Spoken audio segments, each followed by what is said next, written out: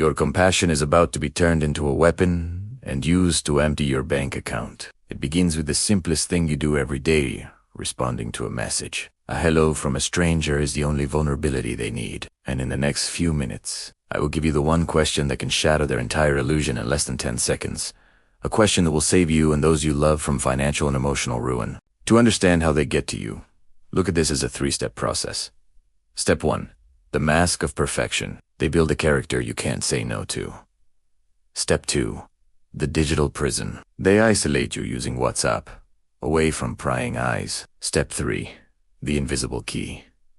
This is where their house of cards falls apart, and I'm going to show you how to use it against them. You've seen a profile like this before. A handsome, distinguished-looking man. His profile is a shrine to honor and service, filled with photos of him in a crisp military uniform. Let's call him General Michael. He says he's a widower, maybe with a teenage son, serving on a top-secret mission overseas. For the woman in our story, we'll call her Sarah. This was the perfect man, and this is the first error in logic. The perfection is the trap.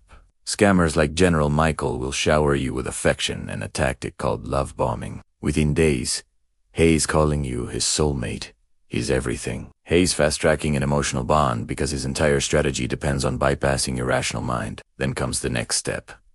He insists you move the conversation to a private, encrypted app like what? He'll say it's more personal, but this is a critical isolation tactic. It takes you away from the prying eyes of dating site moderators and puts you in a space he controls. You feel special, but you are being groomed. This is where you should do your first check. A reverse image search of his photos would have shown Sarah that General Michael's pictures were stolen. They belonged to a real, decorated, and retired U.S. Army colonel named Brian Denny, whose likeness has been used to build thousands of fake profiles and scam countless women. Think of it this way. The scammer isn't attacking you directly. They are building a labyrinth around you. Every message, every promise of a future together, is just another brick in the prison they are constructing. You feel like you're falling in love, but in reality, you're just losing sight of the exit. The scammer's greatest weapon is the deployment excuse. It's the master key that unlocks all your defenses. Why can't he video call? Security reasons. Hell claim. Cameras are forbidden on this secret mission. This is an absolute lie. While real military members have communication protocols, they are not completely cut off from the world. But this excuse is designed to block the one thing that would instantly expose him. A live video call. And here is the brutal explanation of how it works. Your decency, your respect for the military, and your willingness to believe his excuses is the vulnerability he exploits. He uses the uniform to project authority and trigger your compassion. He'll tell you stories of hardship and loneliness, all engineered to make you feel protective. Your questions are deflected with operational security. Your doubts are framed as a lack of trust. This brings us to the invisible key. The one tool that breaks the entire scam. It's not a piece of technology. It's a simple demand.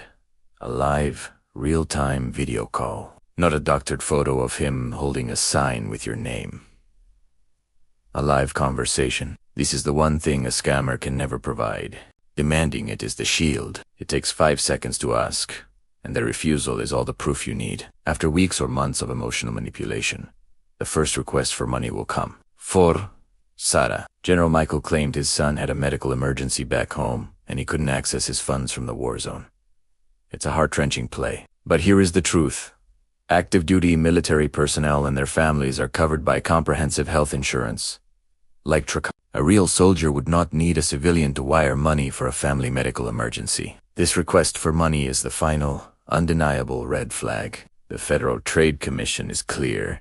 If someone you've only met online asks for money, it is a scam. It doesn't matter if it's for a flight, a medical bill, or a satellite phone. Any request for funds is the final confirmation of fraud. You have the key.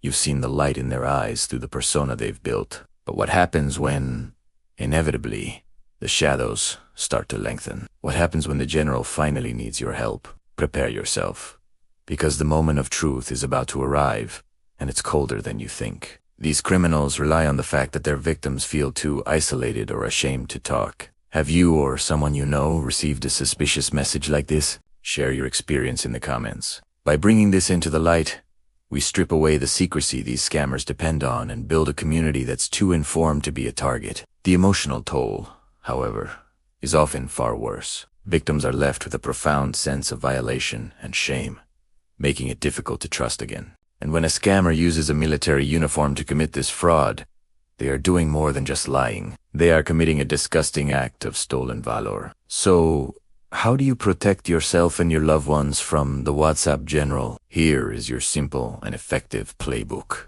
First, be deeply skeptical of rapid-fire romance. Love bombing is a classic manipulation tactic, not genuine affection. Go slowly and ask pointed questions. Second, insist on a live video call. If they give you a stream of excuses about security or bad connections, it's a massive red flag.